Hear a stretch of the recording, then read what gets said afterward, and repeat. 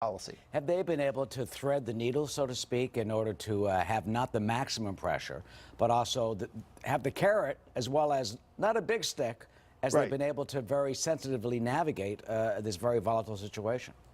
You know, and that's a key point, because this is very Trumpian. If you look at every competition, whether it's Russia, China, North Korea, or it doesn't matter, the president offers the other guy the off-ramp. There's always a way out. And then the administration has done that. They've done that repeatedly. Actually, I think they've done it quite brilliantly, saying, look, you guys can exit and this country can get on with its life.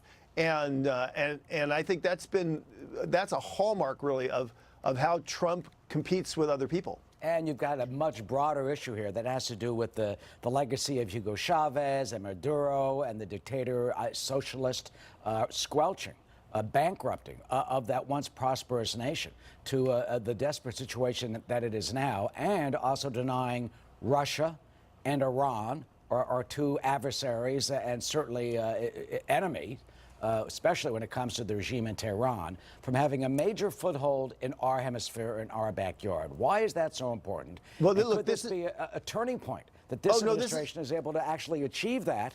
And that is huge beyond even what it means for Venezuela. This is a complete transformation of the geopolitics of the Western Hemisphere. The United States is not only allied with countries in the hemisphere, the United States and Mexico and Brazil, really the big superpowers of Latin America, essentially are working in concert.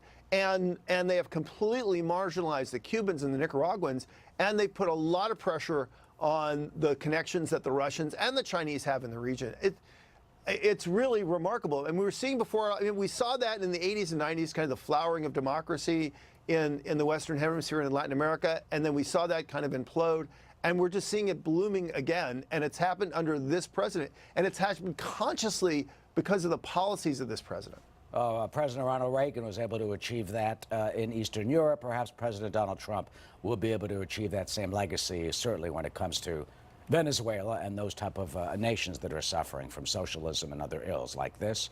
And we'll just see what happens, and hopefully that it will be a peaceful transfer of power as we watch these demonstrations. Jim Carafano, as always, Jim, thank you for your insight today. And we'll be on top of this throughout the next 2 hours.